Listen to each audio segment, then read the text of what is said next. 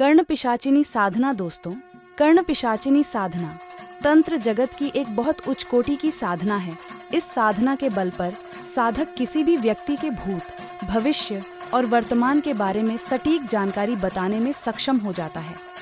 यह साधना एक उग्र साधना है और इस साधना को गुरु के मार्गदर्शन में ही करना चाहिए। बिना गुरु के मार्गदर्शन के इस साधना से नुकसान हो सकता है। सिद्ध होने के बाद कर्ण पिशाचिनी साधक के कान में सारी बातें बताती है। इस साधना से साधक त्रिकाल ज्ञान का जानकर बन जाता है। साधना विधि। ये साधना 40 दिन में सिद्ध होती है। इस साधना के लिए साधक को जब अपनी राशि से तीसरा, छठा या 11वां चंद्रमा हो तो शुभ मुहूर्त देखकर साधना शुरू करनी चाहिए। इस साधना के लिए साधक को एकांत साफ सुथरे कमरे की व्यवस्था करनी चाहिए जहां उसके अलावा कोई भी न जा सके। इस कमरे में 40 दिन तक अखंड दीपक जलना होगा। इस दीपक पर किसी की भी नजर नहीं पड़नी चाहिए।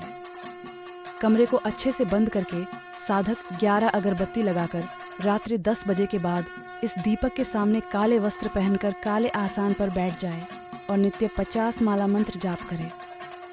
साधना शुरू करने से पहले सुरक्षा घेरा जरूरी है। साधना की समाप्ति पर साधक उस दीपक का तेल अपने हाथ और पैर के सभी नाखून पर लगाकर वहीं जमीन पर सो जाए। ध्यान रहे कि दीपक 40 दिन तक निरंतर जलता रहना चाहिए। अगर गलती से दीपक बुझ गया तो साधना खंडित मानी जाएगी और फिर से शुरू करना पड़ेगा। साधना के कुछ दिनों में ही डरावने अनुभव होने शुरू हो जाएंगे और साधना के दौरान किसी भी वक्त शक्ति उग्र रूप में सामने आ सकती है।